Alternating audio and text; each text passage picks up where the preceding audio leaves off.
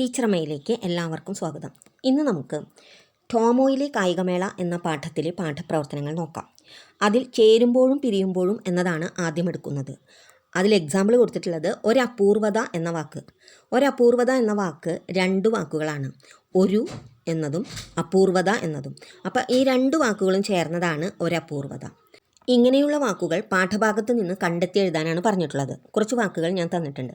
തല ഉയർത്തി, തല ഉയർത്തി, തല എന്ന വാക്കും മഴയിരമ്പം, മഴ ഇരമ്പം.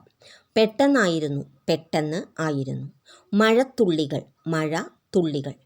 കരിഞ്ഞുണങ്ങിയ, കരിഞ്ഞ് ഉണങ്ങിയ. അടുത്ത വാക്കുകൾ നോക്കാം. ഊഴം അവസാനിച്ചു, ഊഴം അവസാനിച്ചു. പങ്കെടുക്കാനാവാത്ത, പങ്കെടുക്കാൻ ആവാത്ത. പുറത്തിറങ്ങാൻ, പുറത്ത് ഇറങ്ങാൻ. ഇളകിയാടുക, ഇളകി ആടുക. മൂന്നു കാലിൽ ഓട്ടം, മൂന്നു കാലിൽ ഓട്ടം. ഇതുപോലെ വേണം നമ്മൾ വാക്കുകൾ കണ്ടെത്താനും അത് രണ്ട് വാക്കുകളായിട്ട് പിരിച്ചെഴുതാനും പിരിച്ചെഴുതിയ വാക്കുകൾ ചേർത്തെഴുതാനും മക്കൾ പ്രാക്ടീസ് ചെയ്യണം കേട്ടോ. അടുത്തത് പര്യായ പദങ്ങളാണ്, അതായത് പകരം പദങ്ങൾ, ഒരേ അർത്ഥം വരുന്ന പദങ്ങൾ. പാഠവുമായി ബന്ധപ്പെട്ട അർത്ഥമെല്ലാം ടെക്സ്റ്റിൽ തന്നെയുണ്ട്. അതുകൊണ്ട് കുറച്ച് വാക്കുകളുടെ പര്യായ പദങ്ങൾ തരികയാണ്. കാട്, വനം, കാനനം, അരണ്യം, അടവി, അങ്ങനെ ഒരുപാട് വാക്കുകളുണ്ട് കേട്ടോ. പുഴ പറയുകയാണെങ്കിൽ നദി, ആറ്, സരിത്ത്, തടിനി, അങ്ങനെ പോകും. ആന, ഗജം, കരി, ദന്തി, ഇതുപോലെ കുറച്ച് വാക്കുകളും കൂടെ ഉണ്ട്. ഇല, പത്രം, പർണം.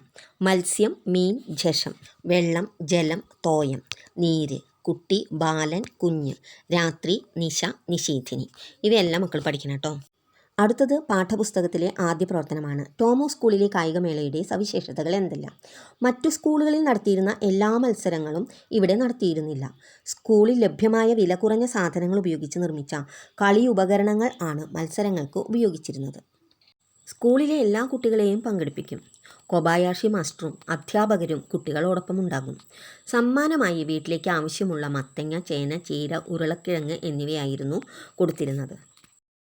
അടുത്ത ചോദ്യം ടോമോയിലെ രീതികളാണ്. അതായത് ഓരോ കുട്ടിയെയും ടോമോയിൽ പരിഗണിച്ചിരുന്നല്ലോ, അതിനെക്കുറിച്ച് എഴുതാനാണ് പറഞ്ഞിരുന്നത്. എല്ലാവർക്കും ജയിക്കാം എന്ന പ്രതീക്ഷ നൽകുന്ന കളികളായിരുന്നു ടോമോയിൽ ഉണ്ടായിരുന്നത്. ഭിന്നശേഷിക്കാരായ കുട്ടികൾക്കും പങ്കെടുക്കാവുന്ന തരത്തിലുള്ള കളികളാണ് രൂപകൽപ്പന ചെയ്തിരുന്നത്. ആരെയും മാറ്റി നിർത്താതെ എല്ലാവരെയും പങ്കെടുപ്പിക്കാവുന്ന വിധത്തിലുമായിരുന്നു ടോമോയിലെ കളികൾ അവർ ആസൂത്രണം ചെയ്തിരുന്നത്. അതുകൊണ്ട് എല്ലാ കുട്ടികളും ഹാപ്പി ആയിരുന്നു. അടുത്തത് രസികൻ പ്രയോഗങ്ങൾ. ഈ പാഠത്തിൽ പല പ്രയോഗങ്ങളുമുണ്ട്, അതായത് മിന്നൽ വേഗത്തിൽ, ഇളകിയാടാൻ എന്നിങ്ങനെയുള്ളത്. അതുപോലുള്ള വാക്കുകൾ, ആ പ്രയോഗങ്ങൾ കണ്ടെത്തി എഴുതാനാണ് പറയുന്നത്. കുറച്ച് വാക്കുകളൊക്കെ നമുക്ക് എഴുതാം. വെള്ളം കുടിക്കുക എന്നുള്ള പ്രയോഗം. വിഷമിക്കുക, അതായത് വളരെ ബുദ്ധിമുട്ടുന്ന സമയത്താണ് വെള്ളം കുടിക്കുക. എന്നാൽ നീ വെള്ളം കുടിക്കുന്നു പറഞ്ഞാൽ വെള്ളം സാധാരണ വാട്ടർ കുടിക്കുക എന്നുള്ളതല്ല, ബുദ്ധിമുട്ടും. ആ കാര്യത്തിന് നമ്മൾ നന്നായി ബുദ്ധിമുട്ടുമെന്നാണ് ഉദ്ദേശിക്കുന്നത്. അതുപോലെ കണ്ണും നട്ട് ഇങ്ങനെ നോക്കിയിരിക്കുക, കാത്തിരിക്കുക എന്നൊക്കെ പറയുന്നത്. നൊടി നേരം, പെട്ടെന്ന് തന്നെ. അടിയറവ്, തോൽവി എന്നാണ് അർത്ഥം. നട്ടം തിരിയുക എന്ന് പറഞ്ഞാൽ ബുദ്ധിമുട്ടുക. ഇനി ഈ ലെസൺ മൊത്തത്തിൽ മൈൻഡ് മാപ്പായിട്ടുള്ളതാണ് കേട്ടോ. അത് നോക്കി നമുക്ക് മനസ്സിലാക്കി ആശയം എഴുതാൻ പറ്റും. Thank you so much.